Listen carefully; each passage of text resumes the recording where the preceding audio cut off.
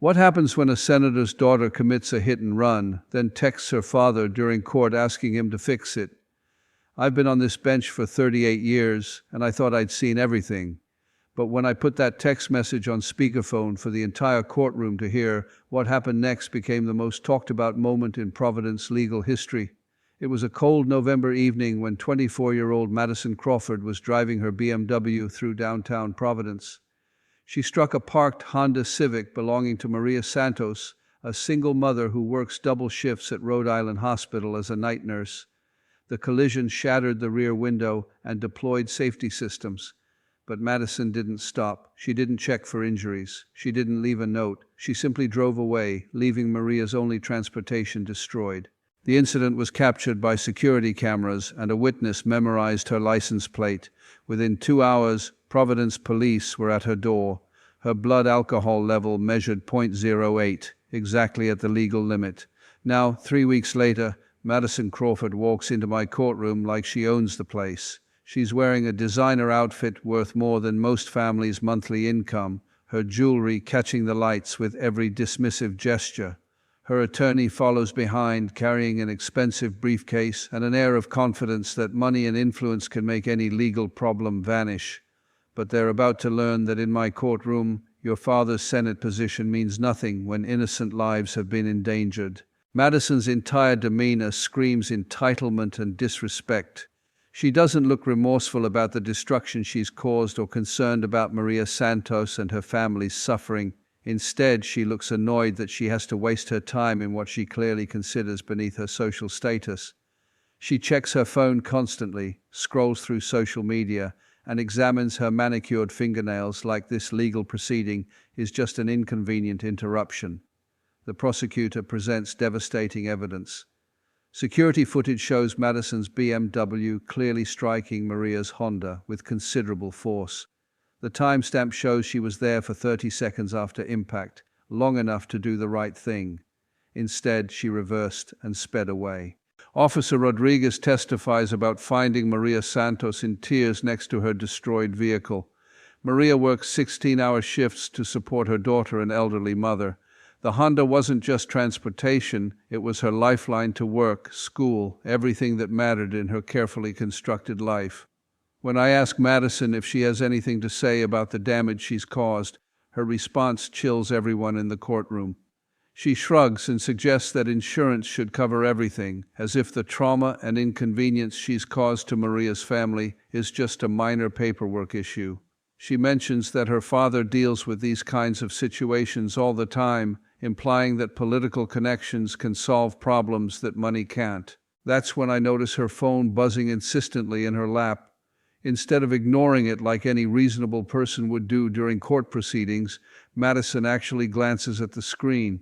Then, in a moment of breathtaking disrespect that shocks even me, she starts typing a response, right there, in open court, while I'm addressing her directly about the serious charges she faces. I stop mid-sentence and ask her what she's doing.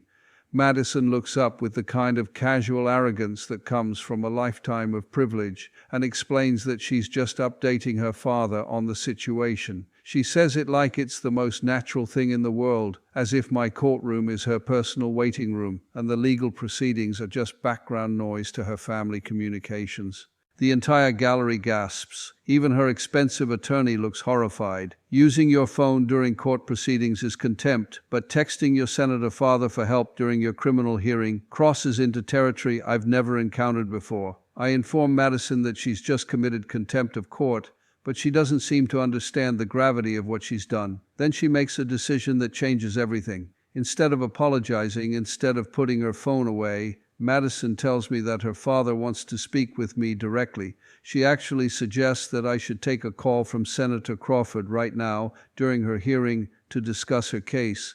The audacity is breathtaking. She's treating my courtroom like a family business meeting where Daddy can negotiate her way out of criminal charges. I've reached my limit. In 38 years on this bench, I've never seen such blatant disrespect for the judicial process. I tell Madison that if she wants her father involved in these proceedings, we'll do it properly. I instruct the court clerk to confiscate her phone and retrieve the text messages she's been sending during her hearing.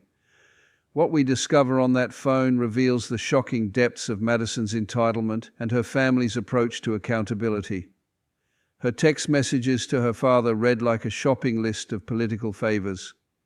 She's not seeking emotional support, she's literally requesting that Senator Crawford use his political influence to make her criminal charges disappear. The messages are worse than I imagined. She's texted him my name, asking if he knows me or can influence my decisions. She's inquired about political donors who might have leverage over me.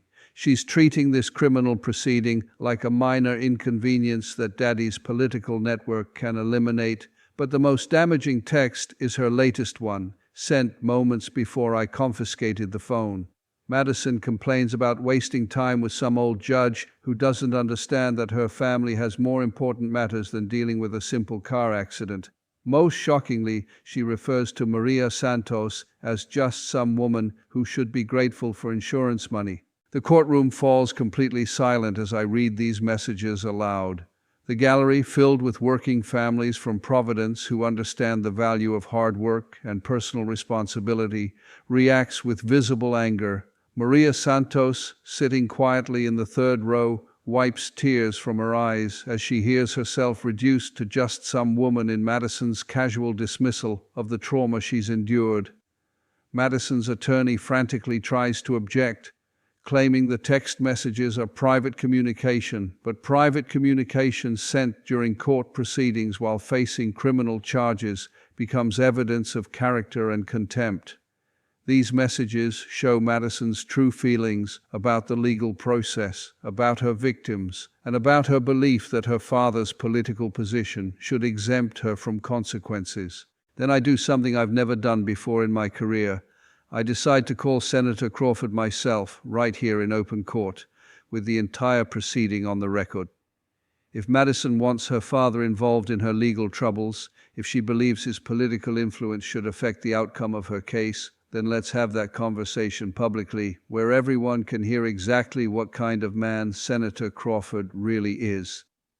The phone rings twice before Senator Crawford answers. When I explain that I'm Judge Caprio and that I have his daughter in my courtroom facing criminal charges, there's a long pause. Then I inform him that Madison has been texting him during court proceedings, asking for his political intervention, and that I'm going to read her messages aloud so he can hear what his daughter really thinks about personal responsibility and accountability. Senator Crawford's voice, now on speakerphone for the entire courtroom to hear, carries a weight I didn't expect. He asks me to proceed, and as I read Madison's texts aloud, her casual requests for political favors, her dismissive attitude toward her victim, her complete lack of remorse, I can hear her father's breathing become heavier with each message.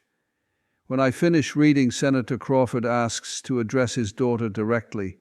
What follows is not the political intervention Madison expected. Instead, it's a public reckoning that reveals the difference between a public servant who understands duty and a daughter who's never learned accountability.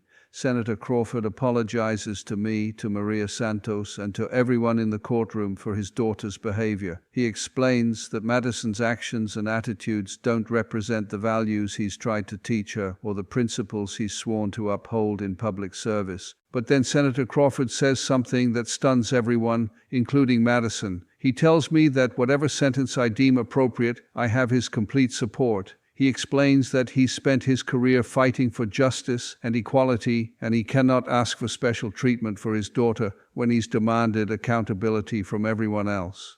He actually asked me to treat Madison exactly as I would treat any other defendant, because that's what real justice means.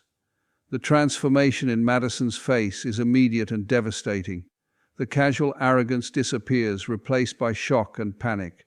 Her father, the man she expected to rescue her with political influence, has just publicly endorsed whatever punishment I decide to impose. She tries to speak, but her voice cracks as she realizes that her safety net has just disappeared. Senator Crawford continues, explaining that he loves his daughter, but that love means teaching her that actions have consequences, not shielding her from them. He mentions that he's already spoken with Maria Santos personally to apologize and offer any assistance her family needs. He's taken responsibility for his daughter's actions in a way that Madison herself has refused to do. The call ends with Senator Crawford thanking me for holding his daughter accountable and asking that I help her learn the lessons about responsibility and respect that he's apparently failed to teach her. The silence in the courtroom after that phone call is profound.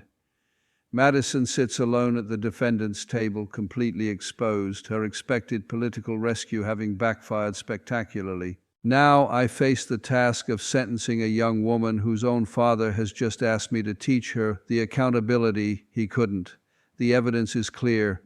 Madison drove under the influence, caused significant property damage, fled the scene, and then showed complete contempt for the legal process and her victim. Her text messages reveal a character that views other people as inconveniences and believes political connections should override personal responsibility. For the DUI charge, I sentenced Madison to substantial fines, mandatory alcohol education classes, and a complete 1-year license suspension. For leaving the scene of an accident, showing contempt of court, and her absolute lack of remorse for the devastation she's caused, I add 90 days in county jail, 200 hours of community service specifically helping single mothers with transportation needs, and formal written apology letters to both Maria Santos and this court. Most significantly, Madison will attend weekly counseling sessions focused on developing empathy and personal responsibility, plus mandatory monthly face-to-face meetings with Maria Santos to understand firsthand how her selfish actions affected a real person's life and family. The financial restitution exceeds $15,000, ensuring Madison learns that running away from problems and responsibilities costs far more than facing them honestly from the beginning. As court officers prepare to escort Madison into custody to begin serving her jail sentence, she finally shows genuine emotion. The reality of consequences, something she's apparently never experienced, breaks through her entitled facade. But even through her tears, I can see the beginning of what might eventually become real accountability. This case illustrates why I've dedicated my life to this work. In a world where money and political influence increasingly shield the wealthy from consequences, my courtroom remains a place where actions matter more than family connections, where victims' voices are heard above political whispers, where accountability isn't negotiable regardless of who your father is. Justice isn't about treating people differently based on political connections or family wealth. It's about ensuring that every person, regardless of their family status, learns that their actions have real consequences for real people, and that accountability forms the foundation of any society where everyone matters equally under the law.